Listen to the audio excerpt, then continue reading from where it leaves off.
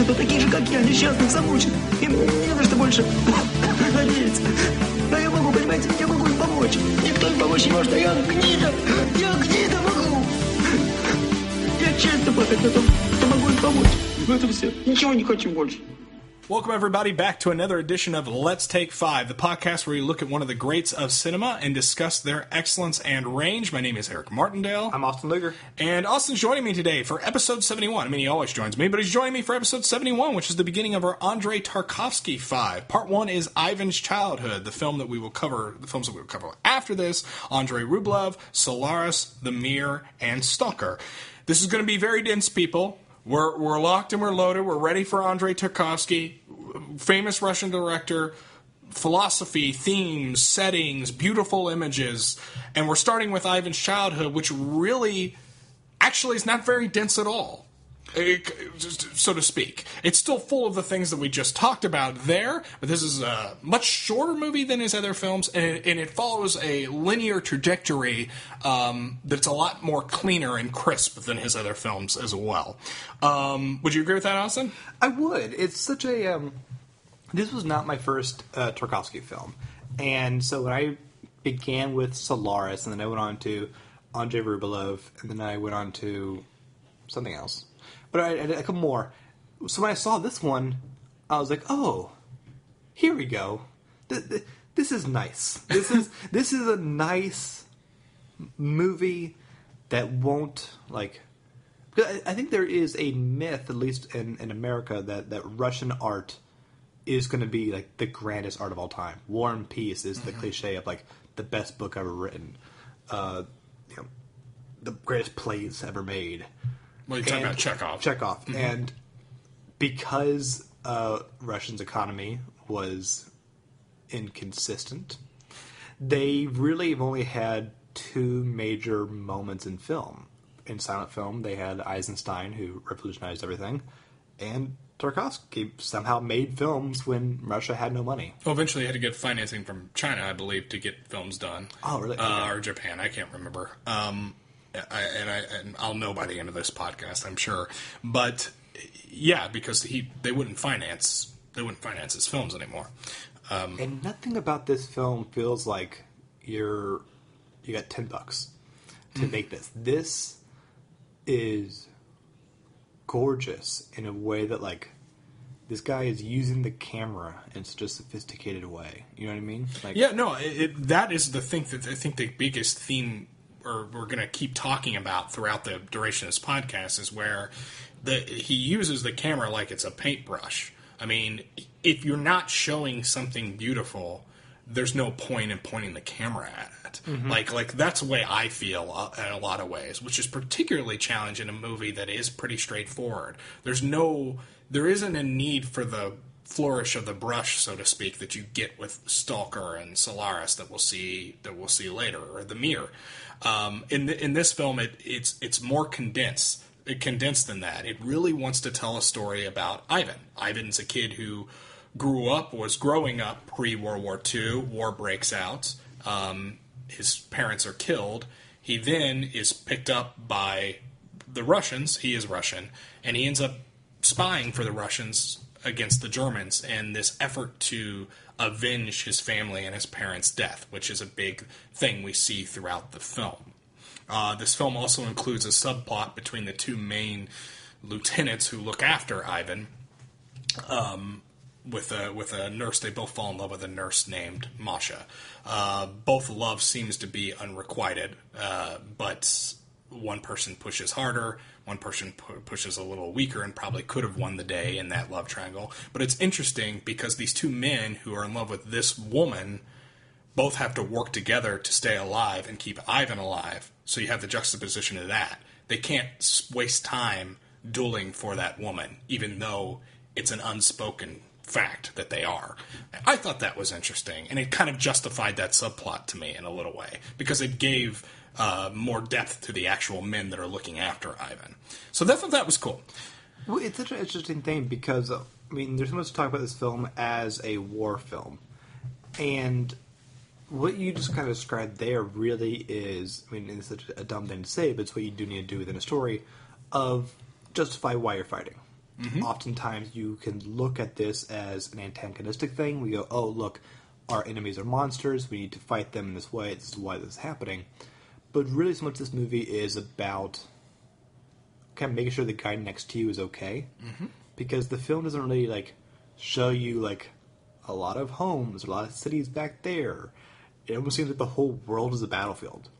And exactly. That's where you're kind of stuck in. Like, if we don't end this war, this is our forever. It feels like for a long time, and I think you could forgive people for thinking this. I mean, if we didn't know it was Nazis against Russians, then you might think this is a post-apocalyptic movie. Oh, yeah. I mean, yeah, like it feels that way in a lot of regards. It's very, very barren because everything's been blown up. And the thing separating the Germans from where the Russians are is sort of this river that Ivan keeps going across to spy. Yeah, I mean, that's the way it felt to me.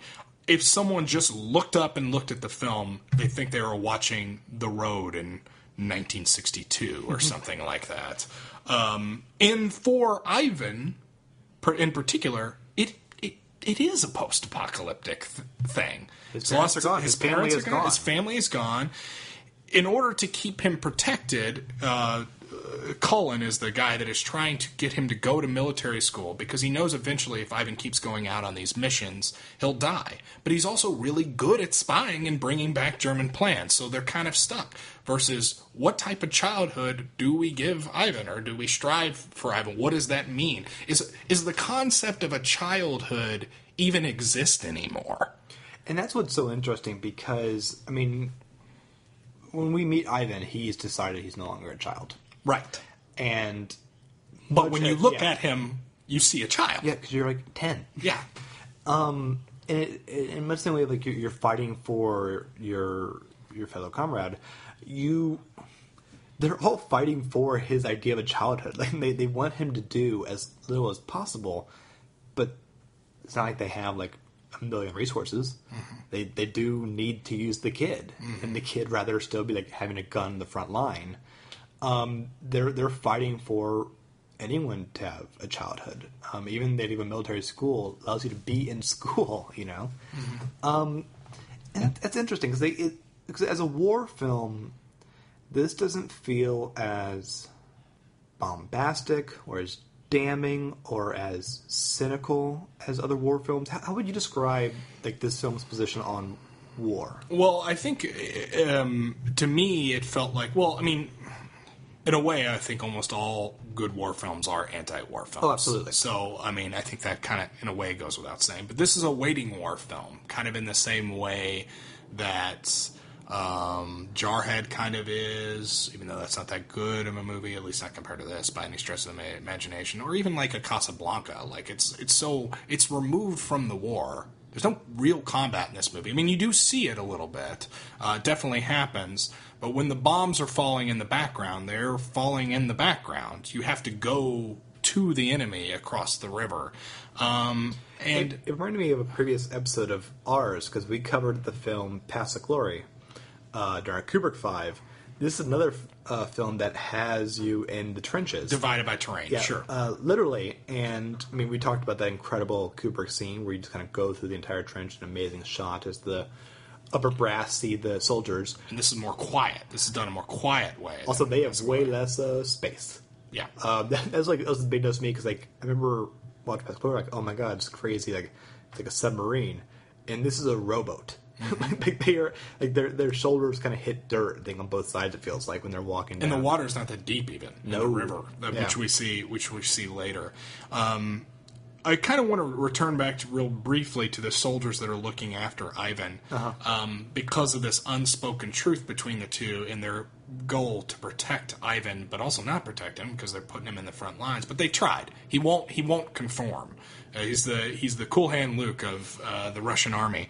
So they're both in love with this woman named Masha, which I feel like every Russian character ever is named Ivan and Masha. But so there's literally, if you never see this film, you really do need to see the scene where Cullen, which is the main patriarch that we see in the film, pursuing Masha, who is not really into him, and trying to get with her, try to kiss her, try to be with her through this very beautiful wood-like serene setting. She's actually gone there to get away. He's followed her. And they're out there, and they're having it's this really creepy thing of, like, he's crossing some lines. She's never saying she's interested. She's too afraid to run, but she doesn't want to kiss him. And the way they dance around each other, that effective camera movement can only be done by a master. This misdirection of the camera and the way characters pop up from the left to the right and the way they dance literally around the forest and the way it mounts to what Tarkovsky could only be described as a beautiful shot. This was the period at the end of the sentence, which is them kissing over the ditch. The other guy who's friends with him and the guy that's supporting Ivan as well knows that Masha's gone out there with him and knows that he's into her, so he runs out in the woods to find Masha to kind of break this up. For what all I know is he's afraid he's going to assault her or something like that. He finds Colin alone. Masha's run away, and they never talk about why he's there. And why don't they ever talk about why he's there? Because they can't. If they acknowledge they have that between them, they can't protect. They can't do their jobs. They can't do their jobs. So literally, he's there to confront him from getting with her, and when he gets there, they don't say a word to each other about it. I thought that was great. I thought that was a great... It's a subplot to the main film being the absence of Ivan's childhood, but I thought that was great commentary on, quote-unquote, the mission and what it means to have a mission, and that taking precedent over feelings and whatnot and everything else, which is the same sort of trauma that Ivan's going to suffer too. That was cool. The character of Masha, when she first arrives, there is an immediate beauty that, like, I've never seen in a film in such a long time. She's only the second woman in the film, yeah, other than Ivan's mom, which is in a flashback. And there's something so fascinating, because I was thinking, like, wow, I mean, I instantly find her beautiful. What is it about this? And I realized she is being filmed in the same way that I saw so many actresses in silent films be portrayed. And one of the things that I think is the way Tarkovsky is such a genius is because, you know, I remember, this is the weirdest little tangent, back when Children of Men lost the Oscar for cinematography, I guess people were like, this is bullshit. Did anyone see these long, extended shots? This is stupid that it lost. And well, did they see Pan's Labyrinth? Pan's Labyrinth won. And the way Pan's Labyrinth is such a great film is, I mean, it has the same kind of thing, but I was reading someone that said cinematography isn't just the placement of the camera, and it's not a photograph. I loved your analogy earlier about a paintbrush, because cinematography is also essentially light and shadow, and that's the kind of nuance you get with a paintbrush over a photograph. And Tarkovsky, the way that I always tell a Tarkovsky moment, I can't just say frame, is because his world is lit differently. His world is lit in a slightly magical sense. And so when you first see her in a silent film, people knew that because they had a new tool to use they couldn't really use in the same way as theater. It's incredible. And it is simply even just making sure that her face is lit better than the lamppost behind her, Mm-hmm. And that is so great, especially in the contrast to that is when you have, like, Ivan on some of his missions, he's hiding in the woods. It doesn't feel like, it isn't Terrence Malick where you see every single branch. It becomes like the shadows kind of form together. You know what I mean? Like the real world turns into a bit of a set, and then vice versa. I don't know. It's so the camera will tell you how to feel. Yeah. You don't need any other bell and whistle in that if that tool is being used appropriately and effectively. There's no wasted camera movement here. There's no wasted shot. Masha is beautiful because the camera is not lying to us. It's presenting her as so. Mm-hmm. When I look at Masha, and I don't actually feel this way about her, although she's a very lovely woman, for a few moments in this film, she's the most beautiful thing I've ever seen. Now, why is that? Because the character is seeing her. Exactly. And that's an incredible gift that Tarkovsky gives. You can't just do that. That's an instinct that not many people have or get. And you see that, I mean, it's easier to depict beauty, and there's moments of, like, in fact, the whole movie's beautiful. It's insane because we described it as a post-apocalyptic war film a few minutes ago.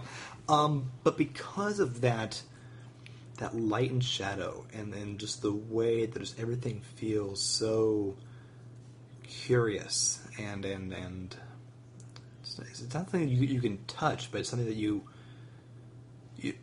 feel the nature of it all. You know that they're outside because it just feels like you can almost see the air in the scenes.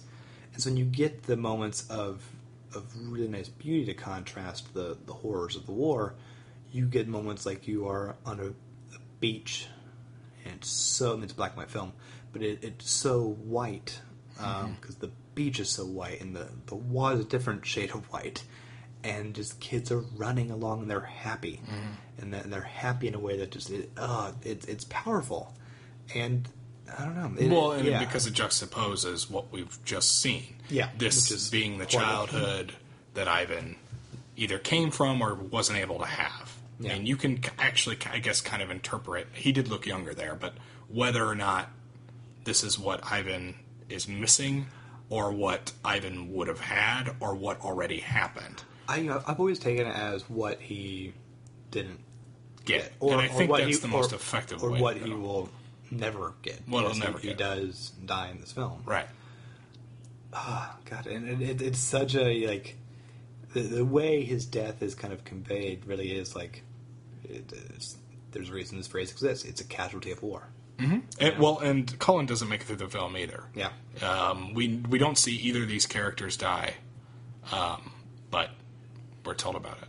Yeah. We don't know how Masha ends up. But yeah, I like this being the first film. Obviously, it's the first film because it's his first film, and that's the chronological order we're going in. But Tarkovsky was a huge fan of both Kurosawa and Bergman. Huge fan of both. Bergman, when he said, when I first saw Ivan's childhood, it was like finding the keys to a door I didn't know existed in my own house, or something like that. Which I thought he would say that. Yeah, of course he would. It was something very, very, artsy-fartsy like that. But there is something to that. I mean, there's not a filmmaker like this guy. There's just not. There are people that emulate other people. Mm-hmm. There are people that have their own style, which is in some way derivative. But I just don't see Tarkovsky having that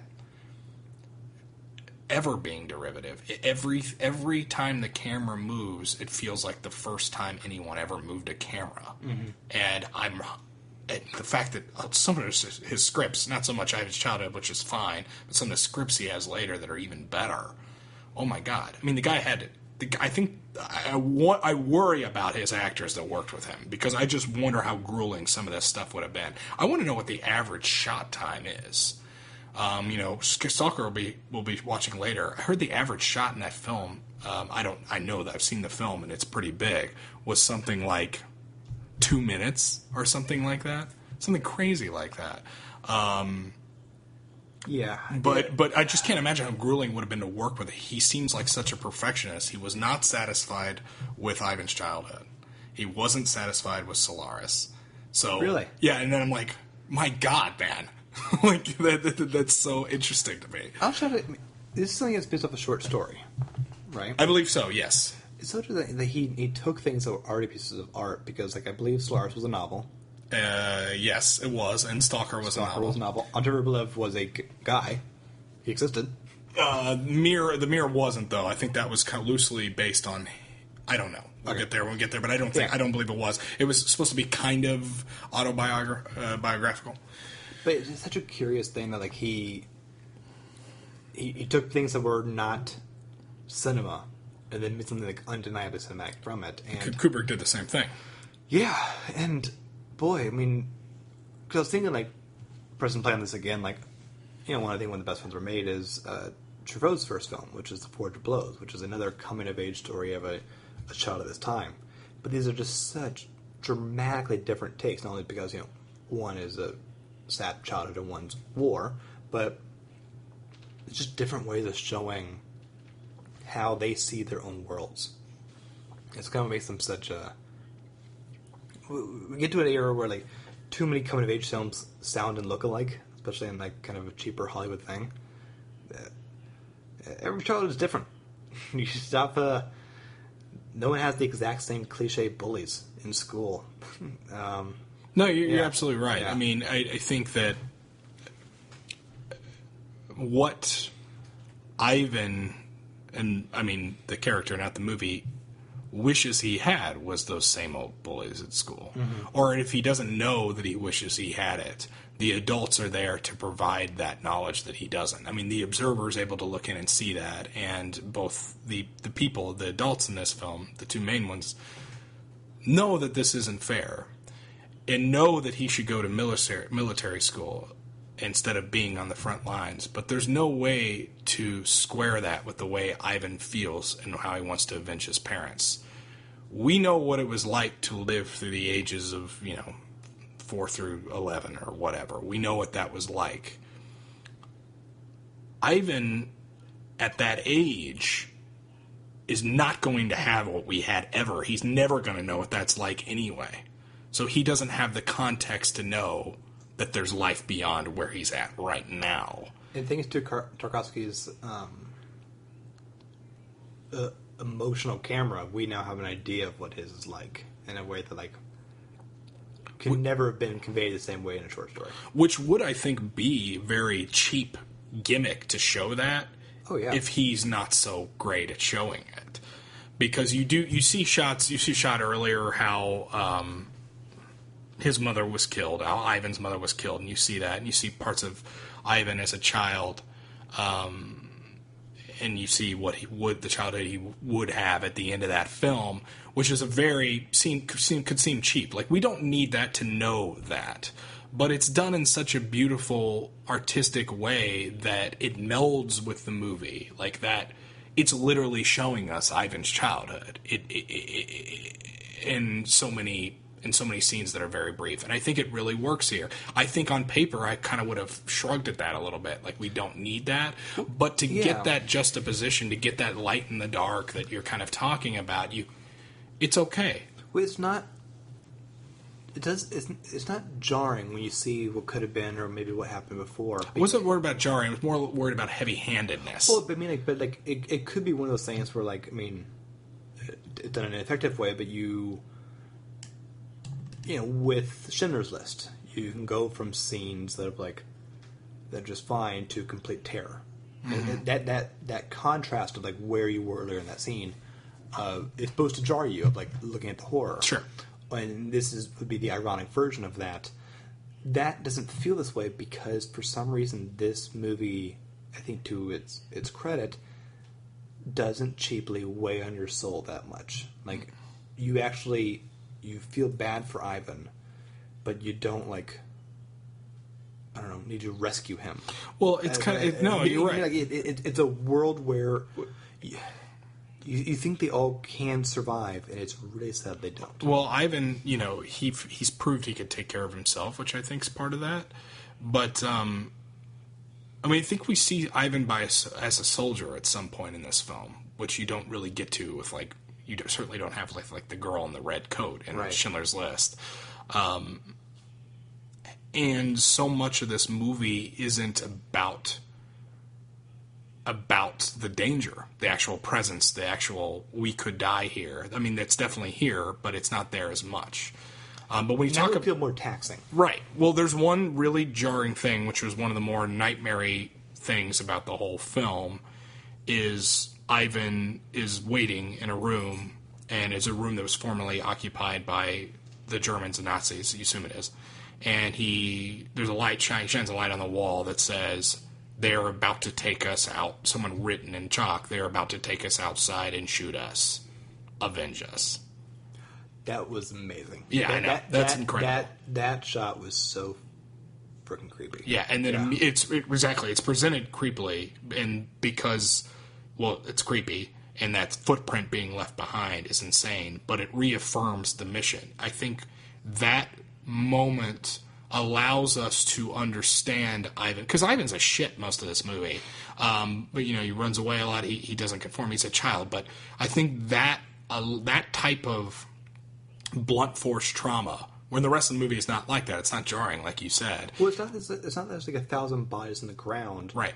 The emptiness is supposed to make you a little eerie. You're like, are we in the right place? What's going on here? Do you see that? And you're like, no, there were a lot of people here. Yeah, and we're okay with Ivan going in at that point. At least I was. I mean, you're never okay with sending the child there, but it's war. I mean, it's war. And I think that made that point pretty clearly. If Ivan can do this, which he's proven he can, and be effective at this, how do we tell those children that got killed that we didn't do all we could to avenge them? Yeah. So like that. Yeah, I mean that's kind of where it's at, and that was his mission all along, to avenge his parents. You do find out later that Ivan was hanged. He was caught and he was hanged. And that's the end of his childhood. He's forever 9 years old or whatever. It's powerful stuff. It's pretty straightforward, though, for Tarkovsky. In that we know what this movie's about scene to scene. Yeah. You do a lot of pondering with what comes ahead here. But I feel very confident about where I'm at with this film. I don't think I still articulated this well yet. Like, this is easier to watch than like most Oscar bait films. Definitely. We find out that like Ivan Died isn't from dramatic text on screen at the end. It's a soldier talking about other soldiers. Yeah. And you learn this. That's what happened. Yeah. It's still sad, but I don't know, like, it's just really good. Like, I do think a lot of people would like this film and be. It is a very good gateway to Tarkovsky if you are intimidated by everything we said the past 2 episodes. Right. I mean, I think, we're going to go crazy here with some of these films. There's no doubt about that. But yeah, no, I was going to say something on Stalker, but in some ways Stalker might actually be the most difficult. So yeah, I think it is the sort of best gateway. Plus it's short. It's not that long. So it's 90 minutes. Yeah. Which you can now watch on Filmstruck, the site that is not sponsoring us, but they keep hosting our films. So yeah, please do check that out. And also you can go let us know what you think about Childhood. Does it work as a coming-of-age film, as a war film, as a blend of those two? Let us know at theartofmore.com. And while you're there, you can check out other podcasts, including The Immortals. Yesterday's episode we did the screwball comedy Adam's Rib, the album Shaft from the movie, I'm a Believer by the Monkees, and the really weird sci-fi show Land of the Lost. Also, you can check out Adam Sertom's episode about Westworld, which would be very spiffy. Email us at letstake5, theartofmore.com. Twitter at TheImmortalsPod. You listen to more of Adam Lord's music at songsbyalord.com.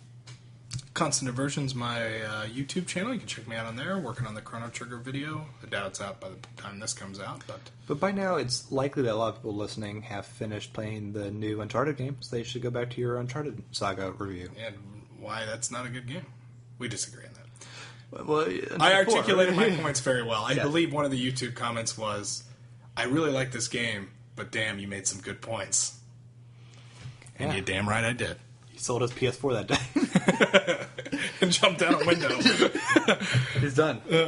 But so we'll be back next Friday where we're going to be reviewing Andrei Rublev, which is a film that Tarkovsky made about a religious artist.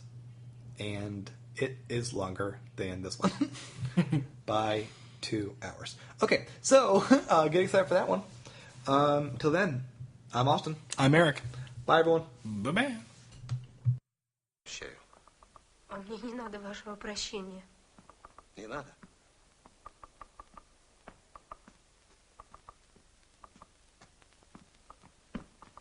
Давай помогу. Я сама. А, сама. Эх.